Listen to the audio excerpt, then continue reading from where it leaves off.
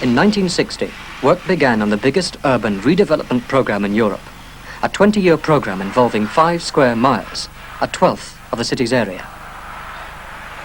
Between 1960 and 1970, 52,000 houses were demolished in Glasgow. A further 75,000 are scheduled for demolition up to 1980. To make room for new life in the city, for new houses, industries, schools and colleges, hospitals, social and cultural amenities, for new roads linking a planned and integrated community.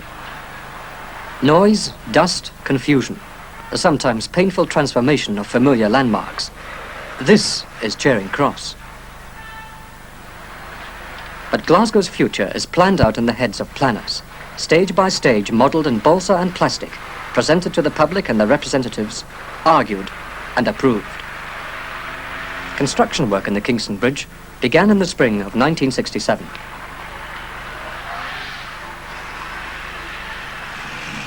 Cowlairs Industrial Zone, an integral part of Springburn Comprehensive Development Area.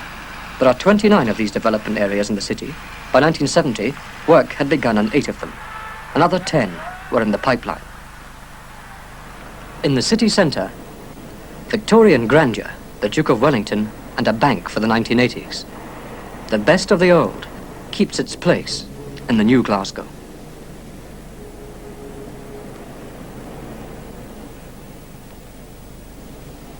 Glasgow's overspill means that in 1980, the population of the city will be 800,000 people. They will have good houses and a revitalized environment that will free them from the cramped conditions of the past. Sir Basil Spencer's high-rise flats in Hutchison Town, Gorbals, the first of the comprehensive development areas. Before redevelopment, population density was 460 people per acre.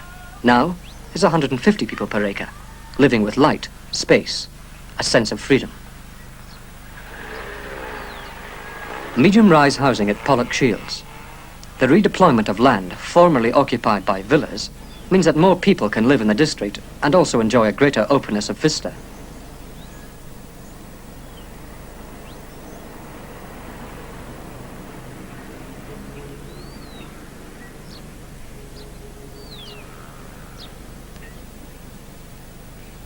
At Ibrox and in other parts of the city, low, medium and high-rise housing are grouped together.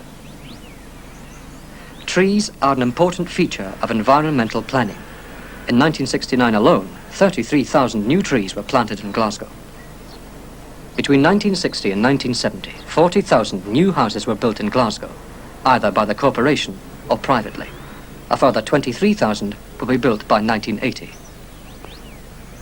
Comfort inside the home, a spacious environment, room to move and clean air to breathe. The goal for Housing 1980.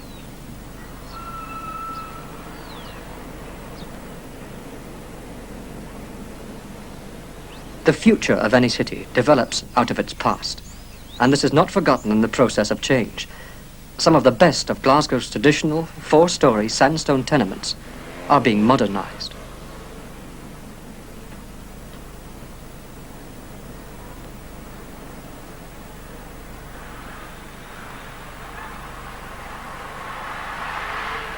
But as Glasgow prepares for the 21st century, the pattern of life changes. Tenement life, with its Geely pieces and wee shops, is disappearing. In its place, shopping precincts, located with new housing and new roads in mind.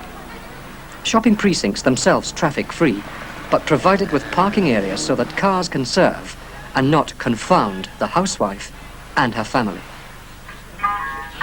The supermarket, modern abundance matching modern prosperity.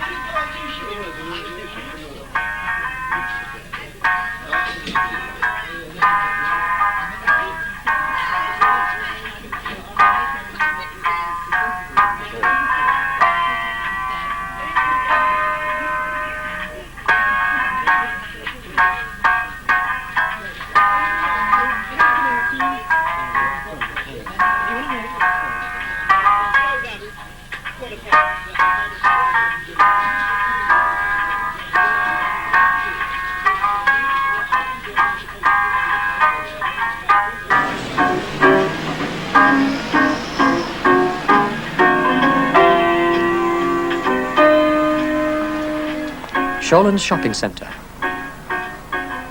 The shopping arcade at Gorbals. Shopping 1980 is convenience, safety, supplying the needs of material and physical excellence.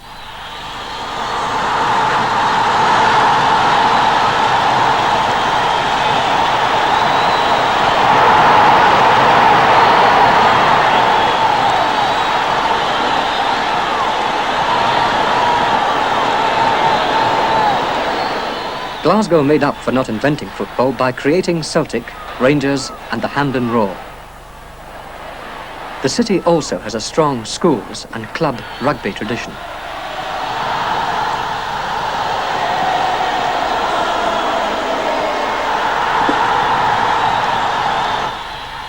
And men and women with the leisure and energy to play sport, as well as just watch it.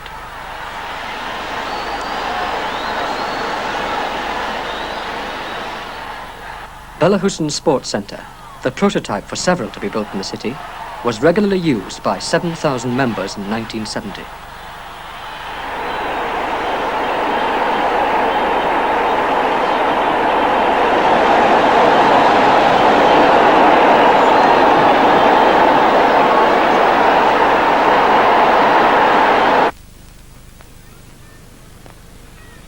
Scotland's other national game, golf, at Hagg's Castle. There are 11 golf courses within Glasgow city boundary, another 12 within a 1-mile radius. For getting away from the crowds and just walking about among trees and flowers and greenery, Glasgow offers a selection of 62 parks and recreation areas. The Botanic Gardens at the city's west end. A network of walkways linking the parks, extending their freedom, is planned for 1980. And the first sections were opened to the public in 1970.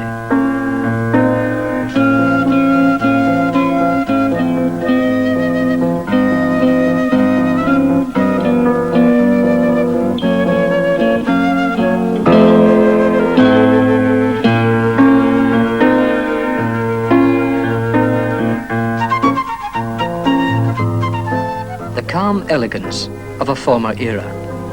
St Andrew's Halls, until gutted by fire, Glasgow's principal concert auditorium, is being rebuilt as an extension to the Mitchell Library. In line with the city's general policy of maintaining a balance between old and new, its splendid facade will be preserved. An entirely new cultural centre, including a major concert hall and civic theatre, will provide a focus for the artistic life of Glasgow 1980.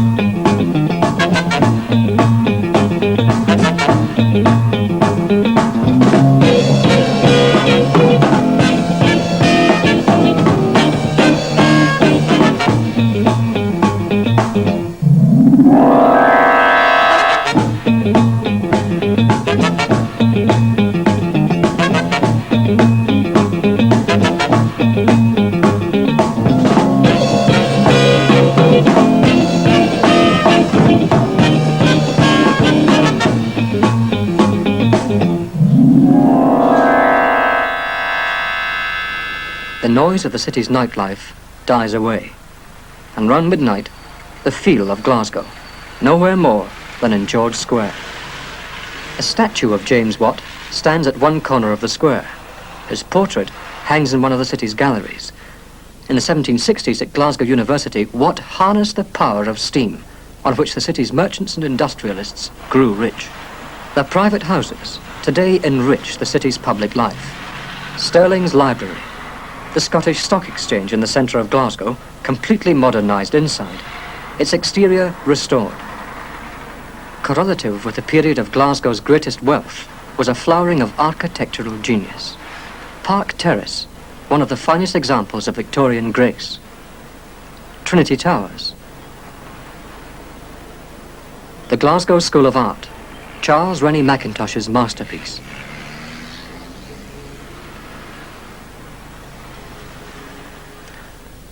The Mitchell Library, the largest public reference library in Scotland, was endowed in 1874 by Stephen Mitchell, a tobacco merchant.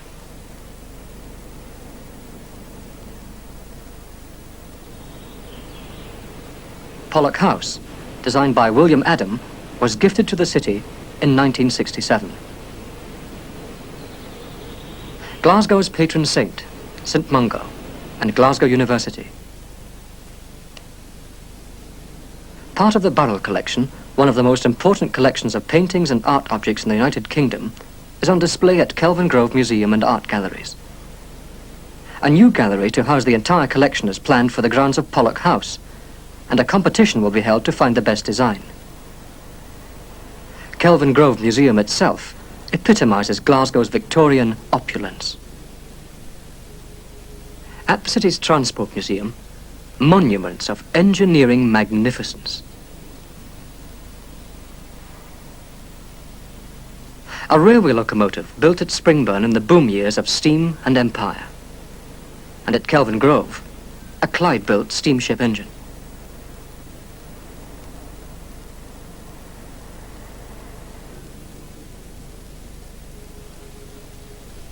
Glasgow grew rich on the tides of the Clyde.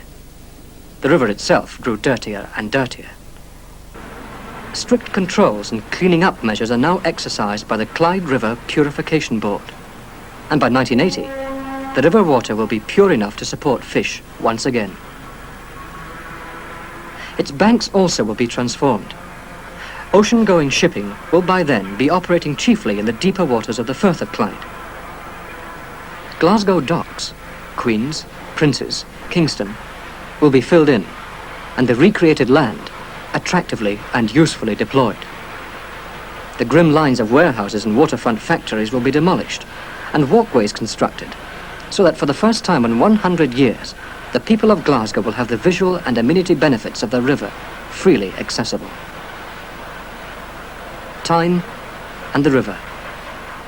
The river changes, and the next generation grows. The newly built Sick Children's Hospital and the Queen Mother Maternity Hospital. The latest medical techniques are available for the newest citizens and their mothers. And the doctors of 1980, studying at Glasgow University's world-famous medical school, gain practical experience.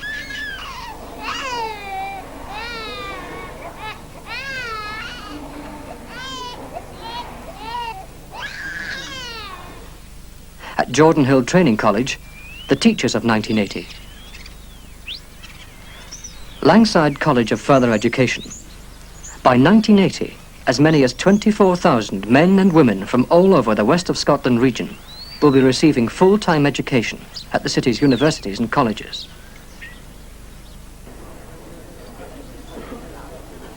Part of a rapidly developing educational precinct near the city centre, Glasgow College of Building, and the young men whose skills will build the new houses and roads, offices and factories, hospitals, colleges and schools for their children, for the next generation.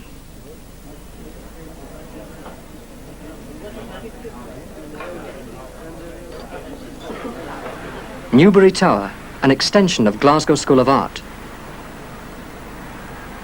The new Glasgow University Library. In 1964, Glasgow's Royal College of Science and Technology was raised in status to university, the University of Strathclyde, where the city's proud technological tradition, its fund of sheer know-how, is constantly being replenished and advanced.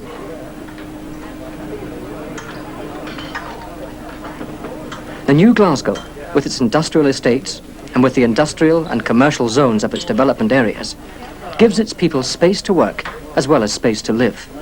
greater physical and mental freedom, and understanding of what they do. Industrial Glasgow 1980 will not be oil, sweat, and back-breaking labour.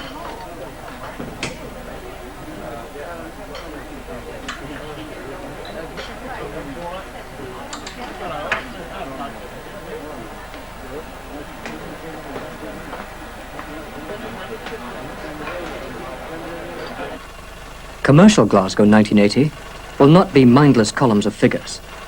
Muscle gives place to automation, heavy engineering to micro-engineering, the age of the computer.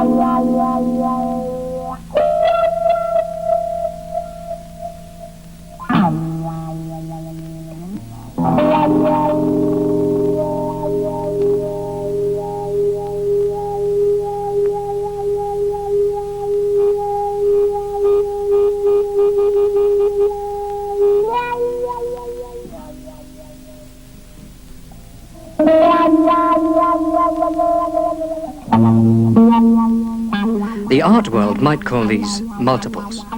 The world of industry knows them as Glasgow-made jet engine components, accurate to within a millionth of an inch.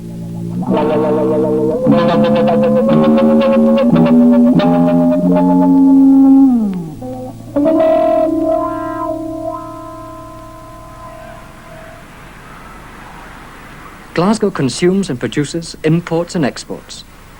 Its future growth depends on fast, efficient, automated handling of goods.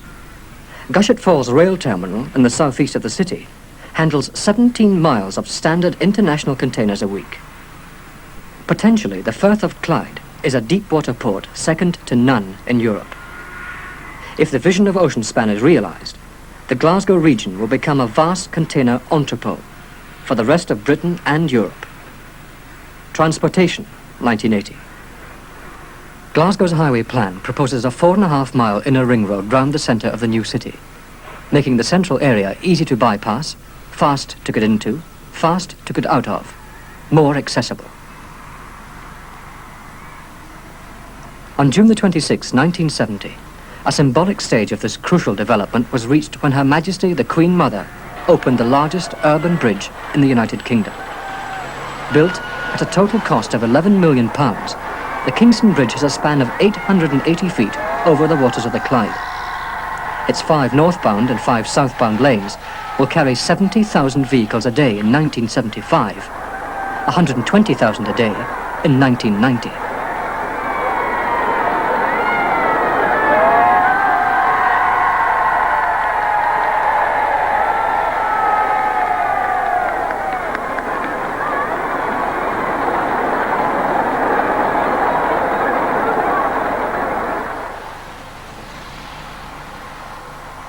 The northern approaches to the Kingston Bridge bisect Anderston Comprehensive Development Area.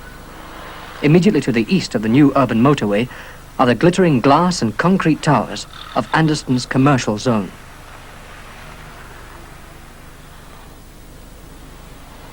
West of the motorway, along the Clydeside Expressway, are situated Anderston's main housing and industrial zones. The commercial complex will incorporate a multiple-level system for a pedestrianised shopping area. People and shops on top, parking and services below.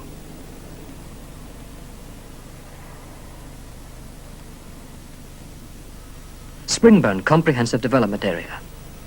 New industrial estates, new housing, a new shopping centre, fewer people enjoying more space, closer links with the centre of Glasgow along the Springburn Expressway.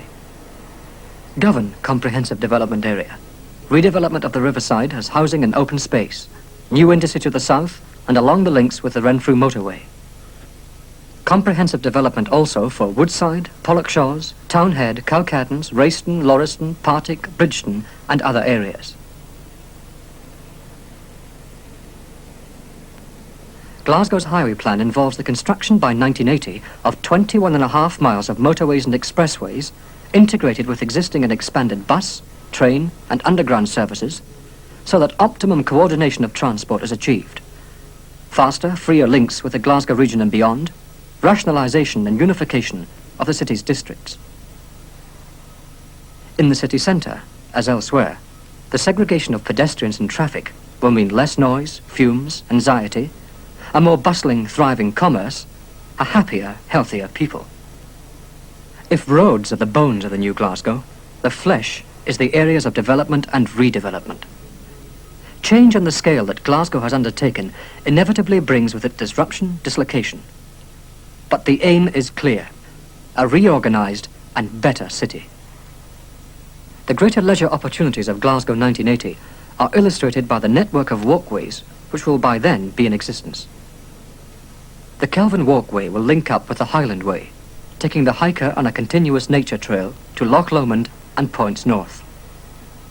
The overall plan for the new Glasgow, on which the light blue spots represent proposed shopping and community centres, transforms the heart of the city into clean air, uncongested commercial and housing areas, locates industry with people in mind, and with the communications network, makes the city freer and more rational in terms of space, more compact and efficient in terms of time. Above all, it is the communications network which makes clear what direction Glasgow is taking for 1980. Links with the world, from Glasgow Airport, only 15 minutes by car from the city centre, to London, Paris, Amsterdam. Links with the region. 100,000 people come into Glasgow every day to work. Glasgow 1980 is west of Scotland 1980.